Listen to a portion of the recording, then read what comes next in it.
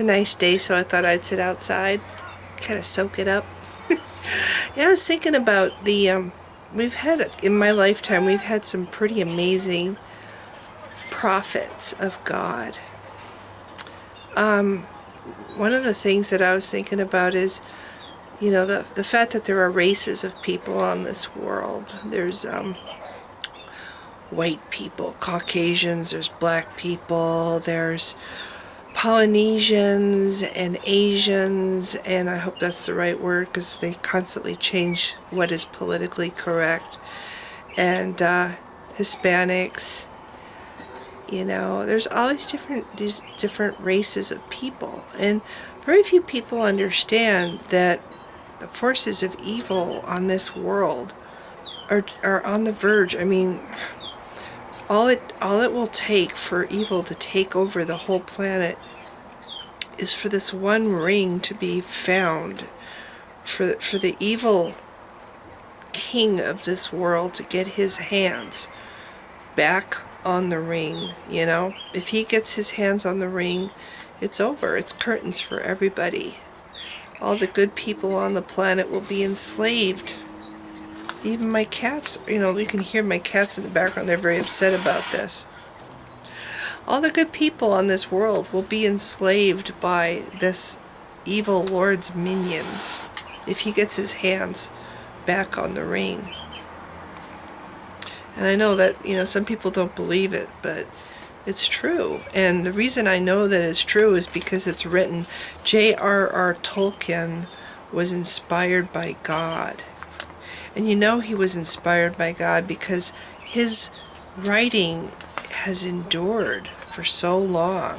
It's endured. Not only has it endured, but it's remained virtually unchanged from the original form. And look what's come from it. I mean, look at the years and years and years later.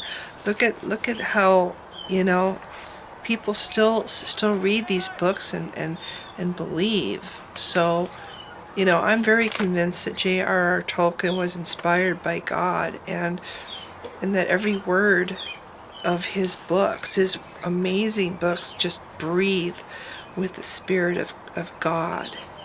And then there's another prophet. He's a little bit later. He's more recent. Gene Roddenberry. Now, we haven't really quite followed the message. The message is loud and clear. And Gene Roddenberry, I mean, look what he had to work with. He put out this really crappy TV show, really campy, stupid TV show in the 60s, when they didn't even know what planets looked like, really, from outer space.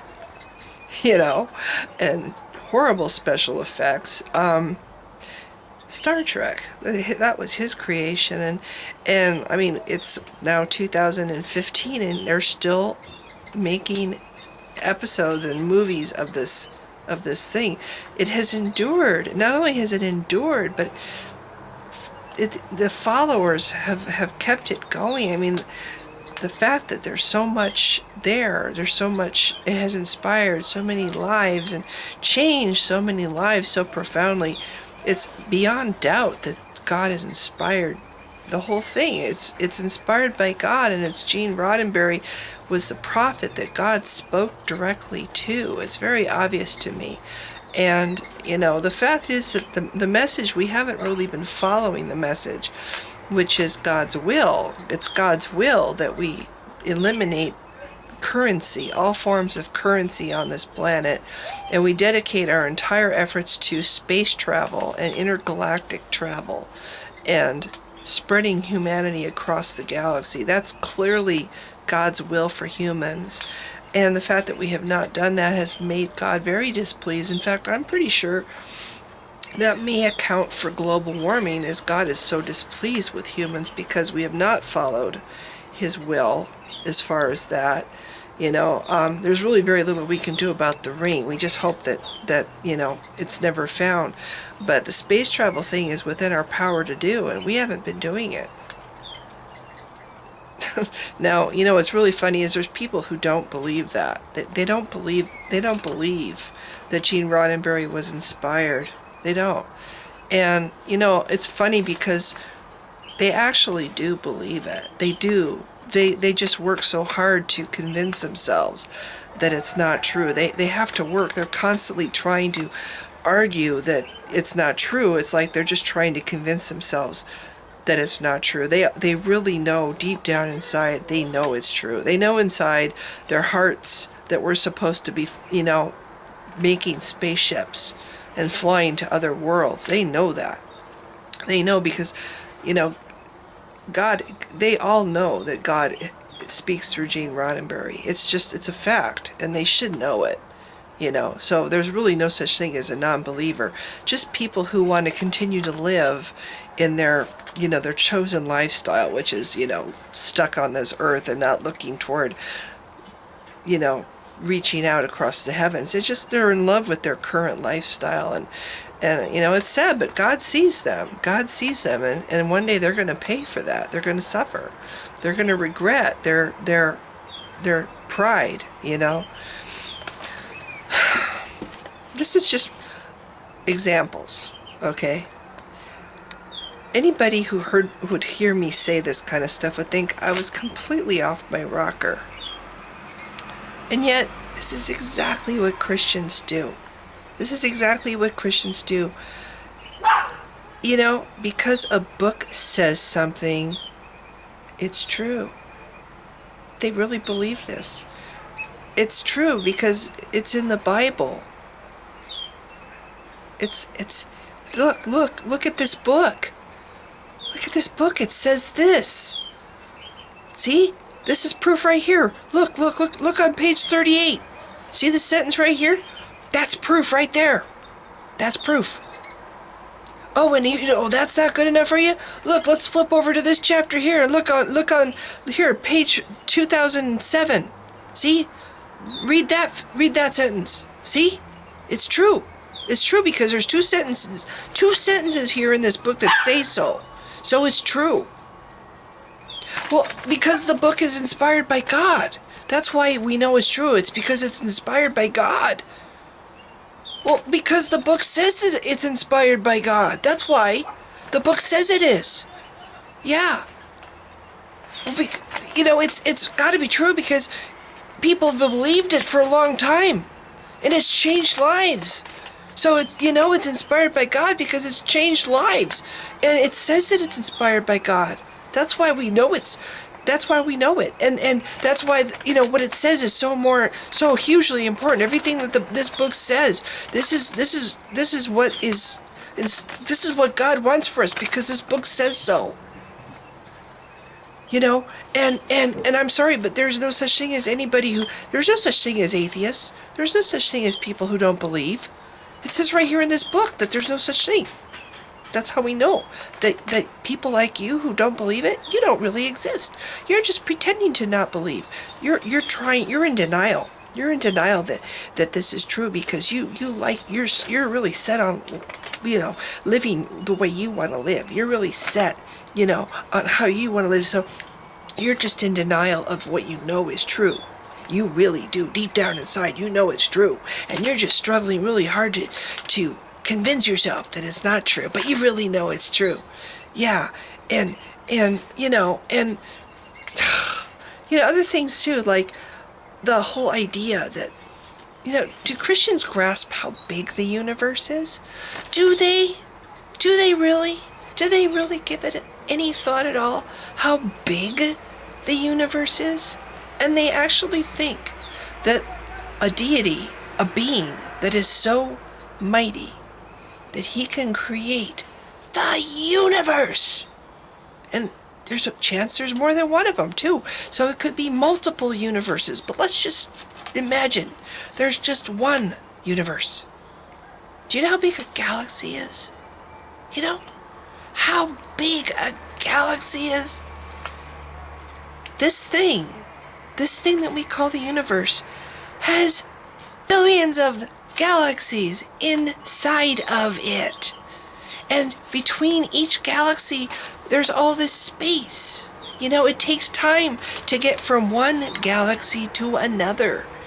And there's billions of galaxies in the universe. So can you even imagine how big the universe is. You know? And Christians actually think that the guy who created that would actually care about one tiny planet around one little sun of the billions and billions of suns that exist in just one of the billions of galaxies he's made.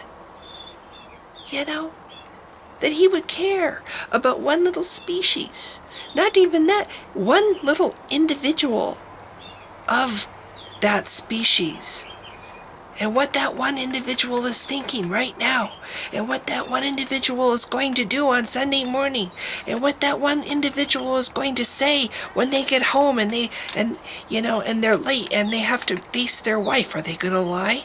That this deity who created the entire universe is going to actually care whether or not they tell a lie. Or whether or not they come home to somebody who is their same gender. The guy who created the universe is going to care if a woman teaches a man or has authority over a man. Or, pull your fucking head out.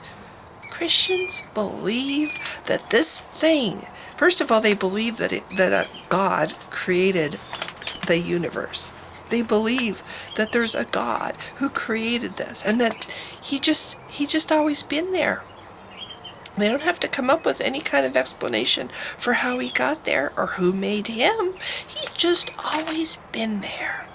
Everything else has to have an explanation and evidence to support it, but not God. God is like, he's got a pass. He's got to get in free pass. He doesn't have to have an explanation or a creator, and he's just always been there and he'll always be. They actually believe this thing existed long before he made anything. He was just there. He's just there, just whatever, apparently waiting for his big moment. They actually believe this. There's no evidence for him, nothing to show. But you know what's funny? If they believed in him so much, and they really get pissed off when you don't believe, when people don't believe. It pisses them off. So if they believe in him so much, why aren't they out there scouring the planet for evidence to prove him, to prove that he exists? If they believe it so much, why aren't they bending over backwards to back up their claims? You look at people who believe in stuff that other people don't, like Sasquatch. They go out there and they scour the woods for evidence. They dedicate years of their lives trying to find the evidence for Sasquatch. They commit themselves to proving others wrong because they really believe that Sasquatch exists, and they really, really, really, really want others to know it. And they'll go out there and they'll dedicate their whole life to finding evidence. Christians, they don't even want to lift a little finger to go out and try to find evidence for this God. It makes me wonder if Christians deep down inside really believe. Or do they already know deep down inside there is no evidence whatsoever for this God anywhere? There's no evidence, so why even bother to go look for it? Instead they just say, I have faith that he exists. This book says that he exists, so it must be true.